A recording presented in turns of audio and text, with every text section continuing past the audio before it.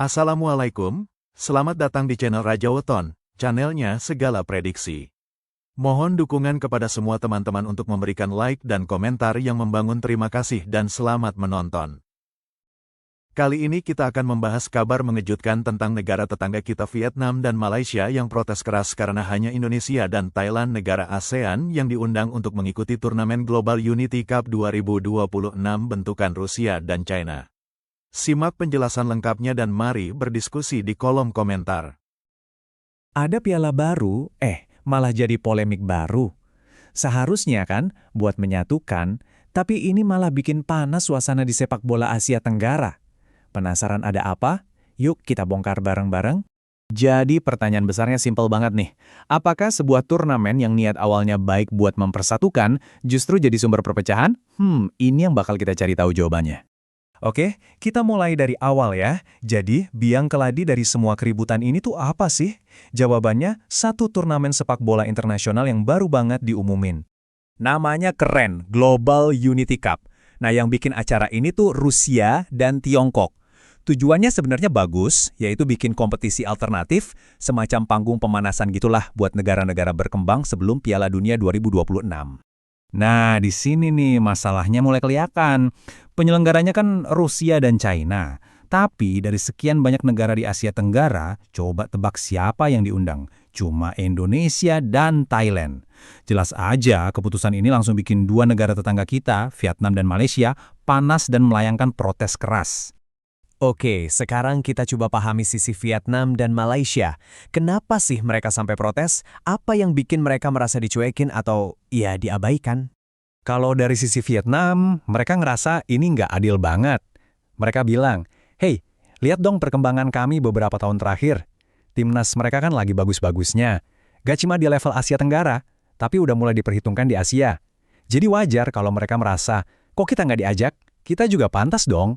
Nah, Malaysia juga gitu, suaranya senada. Mereka kecewa berat. Tapi yang paling penting, mereka menuntut transparansi. Mereka nanya nih, ini milih pesertanya pakai kriteria apa sih? Coba dong dibuka biar jelas. Jadi, ini dia intinya. Menurut Vietnam dan Malaysia, harusnya pemilihan peserta itu ya berdasarkan prestasi. Lihat dong siapa yang lagi bagus, siapa yang peringkatnya tinggi di kawasan ini. Itu yang seharusnya jadi patokan utama. Simpel kan? Oke. Kita udah dengerin sisi yang protes. Tapi kan, setiap cerita pasti ada dua sisi ya kan? Sekarang, kita coba lihat dari sudut pandang penyelenggara. Apa sih alasan mereka sebenarnya? Ini jadi pertanyaan besar. Kalau bukan karena prestasi atau peringkat terbaru, terus apa dong yang bikin penyelenggara milihnya Indonesia sama Thailand? Pasti ada alasannya kan? Dan ternyata, jawabannya lebih ke arah bisnis. Indonesia dan Thailand itu dipilih karena basis supporternya yang, besar banget dan fanatik. Penyelenggara mikir, kalau dua negara ini ikut, pasti turnamennya jadi lebih menarik, lebih heboh, dan ujung-ujungnya, lebih banyak cuan. Sesederhana itu, ini soal pasar. Nah, jadi jelas ya sekarang di mana letak masalahnya. Ini tuh benturan antara dua kriteria yang beda banget. Di satu sisi, ada yang teriak, prestasi nomor 1. Di sisi lain ada yang bilang, popularitas dan pasar itu yang utama. Prestasi lawan popularitas, beda banget cara pandangnya. Tapi kenapa sih masalah undangan turnamen ini bisa jadi seramai ini? Nah, untuk ngerti itu, kita perlu zoom out sedikit dan lihat gambaran besarnya. Rivalitas super ketat di sepak bola ASEAN. Jadi, polemik Global Unity Cup ini tuh sebenarnya cuma puncak gunung es aja. Di bawahnya, ini tuh cerminan persaingan yang sengit banget. Setiap negara di Asia Tenggara punya ambisi besar buat jadi yang nomor 1, buat diakui sebagai raja sepak bola di kawasan ini. Dan ya hasilnya bisa kita lihat sekarang. 4 kekuatan besar sepak bola ASEAN jadi kebelah 2.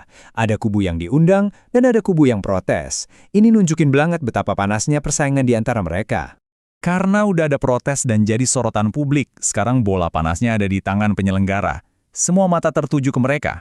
Jadi, apa langkah mereka selanjutnya? Sampai sekarang situasinya masih abu-abu nih. Semua penggemar bola di Asia Tenggara lagi nunggu-nunggu. Apakah penyelenggara bakal dengerin protes Vietnam dan Malaysia? Atau ya udahlah cuekin aja? Kalau kita pikir-pikir, kemungkinannya ada 2. Pertama, penyelenggara bisa aja keras kepala, tetap dengan keputusan awal mereka. Pilihan kedua, mereka mungkin coba cari jalan tengah. Misalnya dengan nambah slot peserta buat meredakan suasana yang udah panas ini. Jadi kita tutup bahasan kali ini dengan satu pertanyaan penting. Apakah turnamen yang namanya Unity Cup ini ironisnya malah jadi pemecah belah bahkan sebelum dimulai? Jawabannya ada di tangan penyelenggara, dan ini bisa jadi penentu arah rivalitas sepak bola ASEAN ke depannya. Kita tunggu aja kelanjutannya.